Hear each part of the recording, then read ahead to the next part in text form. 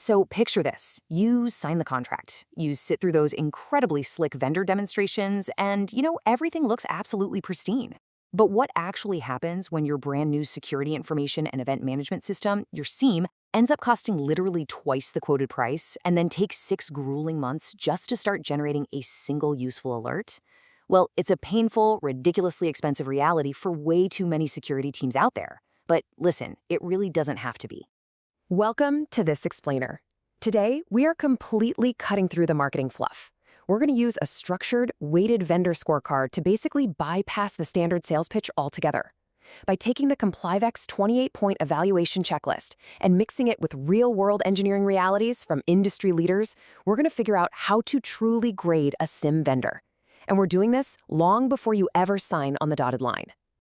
Here's our roadmap for building your auditor's blueprint today. We'll start with the evaluation trap, move into scoring performance and data, grade integration and intel, evaluate implementation and compliance, and finally, deliver the verdict. Okay, Section 1, the evaluation trap, moving past the marketing demo. Standard feature checklists just fail when you're evaluating complex security tools. Instead, the ComplyVec scorecard breaks things down into 5 categories across 28 points. You evaluate vendors against these exact criteria, not their carefully curated demos. Notice that performance reality at 30% and total cost transparency at 25% carry the heaviest weights. Why? Because these 2 factors predict deployment success far more reliably than just checking boxes on some generic feature list. The framework is simple, but honestly, it's pretty ruthless.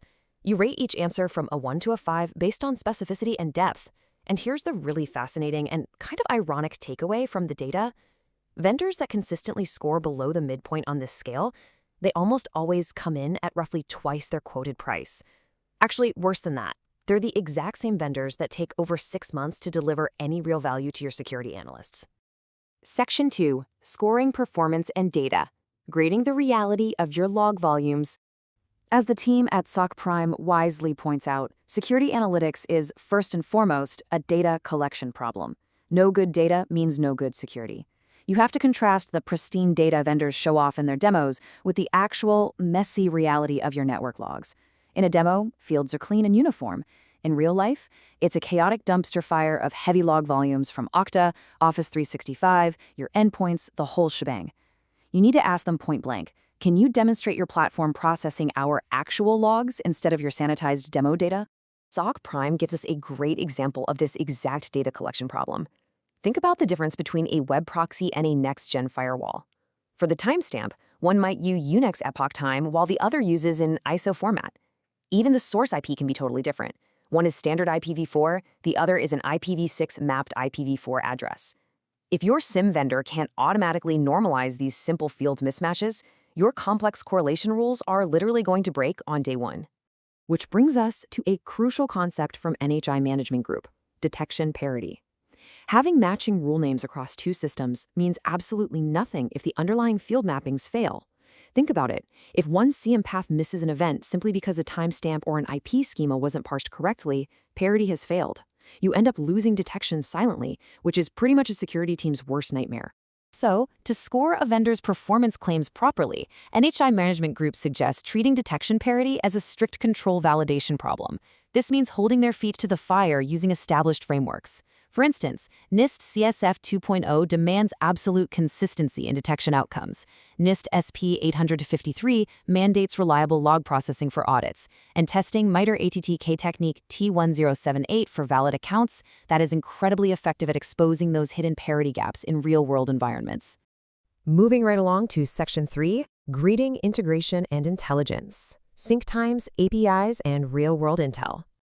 Making up 15% of your scorecard, you've got to test how well the SIEM actually talks to your existing tools. Will you have to pay for expensive third-party middleware just to connect the dots?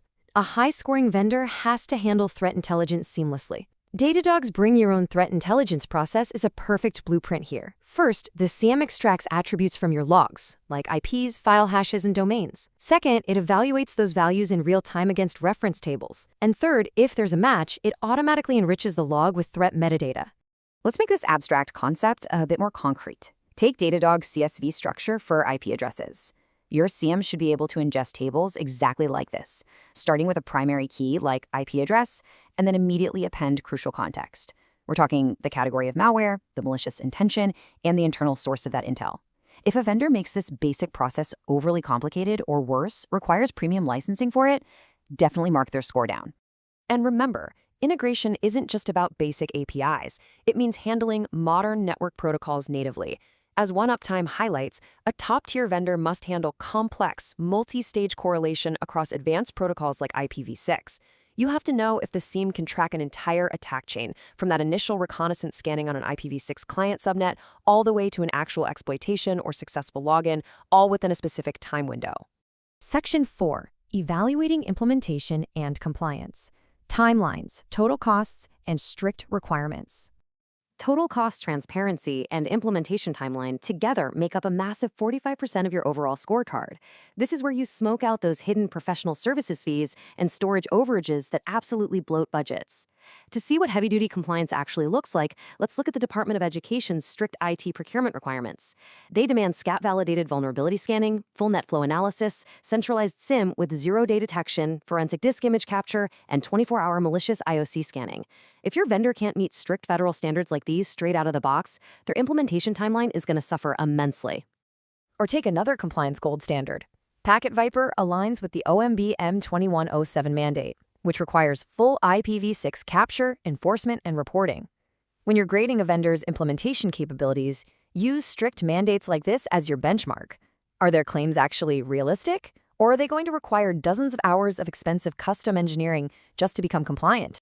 I really want you to keep this number in your head, 6. As we learned from the CompliveX framework earlier, 6 is the number of months you might waste waiting for useful alerting if a vendor's implementation timeline is pure marketing fiction. So, ask them directly, how many calendar days from contract signature until our analysts can triage alerts without having to call your support team? Finally, Section 5, the final scorecard verdict, preventing vendor lock-in. This covers the support quality and vendor lock-in category, rounding out the final 10% of your score. It is all about protecting your data mobility for the long haul. Here is the ultimate ComplineX checklist question you absolutely have to ask. What is the complete process to export our data if we leave? Do they provide standard export formats without holding you hostage, demanding professional services involvement, or charging extra licensing fees? A structured scorecard evaluation protects your budget from expensive restrictive dependencies. So I'm going to leave you with this final, somewhat provocative thought. If your current SIEM completely broke today, or if they suddenly called and doubled your renewal price, exactly how fast could you export your data and leave?